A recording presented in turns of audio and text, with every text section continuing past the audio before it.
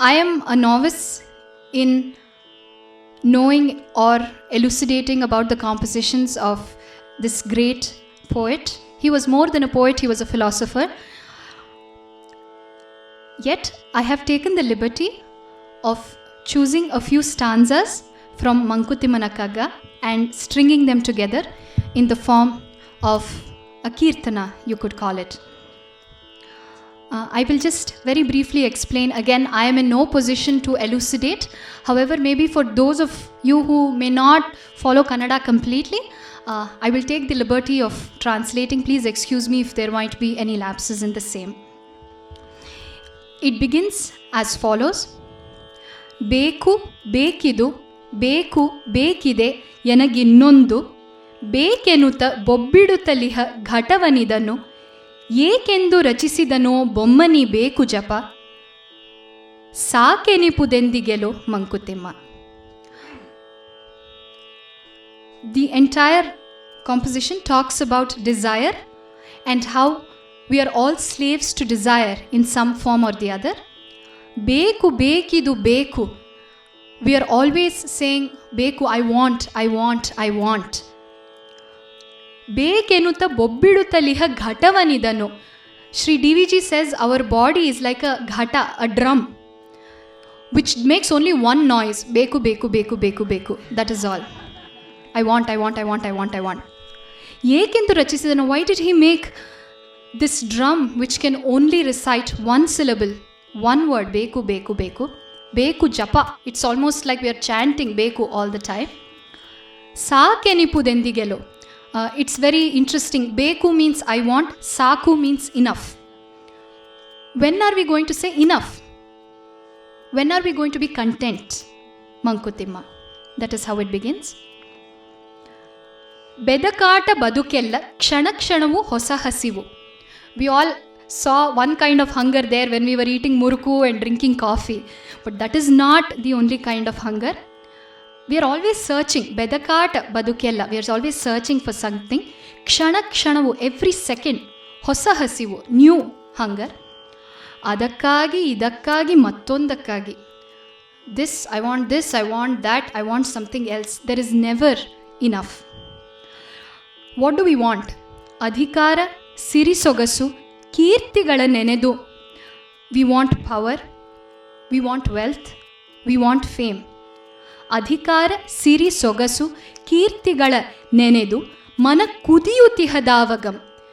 All these are like a fire in which our mind is burning. Mankutimma. So that is how it begins. We did not want to end on a sad note, which is very pessimistic. So my interpretation is, how do you get out of this beku, beku, beku, beku? How do we move towards contentment? Is by turning our minds towards various things which point us towards divinity. ಒಮ್ಮೆ ಹೂದೋಟದಲ್ಲಿ, ಒಮ್ಮೆ ಕೆಳೆಕೂಟದಲ್ಲಿ, ಒಮ್ಮೆ ಸಂಗೀತದಲ್ಲಿ, ಒಮ್ಮೆ ಶಾಸ್ತ್ರದಲ್ಲಿ, ಒಮ್ಮೆ ಸಂಸಾರದಲ್ಲಿ, ಮತ್ತೊಮ್ಮೆ ಮೌನದಲ್ಲಿ ಬ್ರಹ್ಮಾನುಭವಿಯಾಗೋ Mankutimma. They say the best things in life are free. The things which you want, you can buy.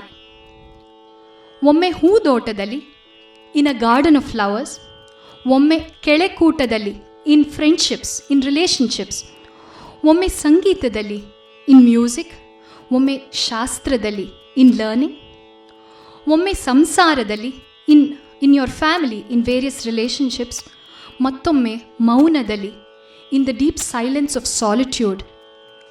In all these, we can experience divinity, Brahmanubhavi. We can experience the Brahman. And that is when we feel we can move from beku towards saku. This is enough. This contentment, this association with friends, this beauty of nature, this music, this learning, this is enough. So it is a few thoughts that have been strung together.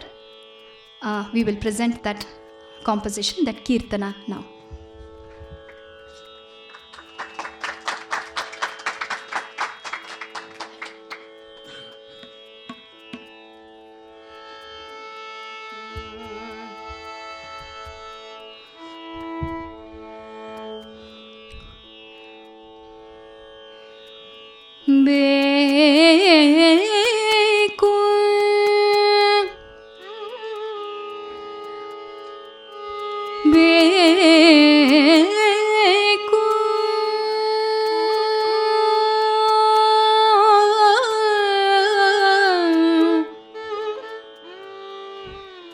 ಬೇಕು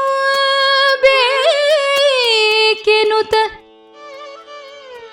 ಬೊಬ್ಬಿಡುತ್ತಲಿಹ ಘಟವನಿದನು ಏಕೆಂದು ರಚಿಸಿದನು ಬೊಮ್ಮ ಬೇಕು ಬೇಕೆನುತ ಬೊಬ್ಬಿಡುತ್ತಲಿಹ ಘಟವನು ಏಕೆಂದು ರಚಿಸಿದನು ಬೊಮ್ಮ ಏಕೆಂದು ರಚಿಸಿದನು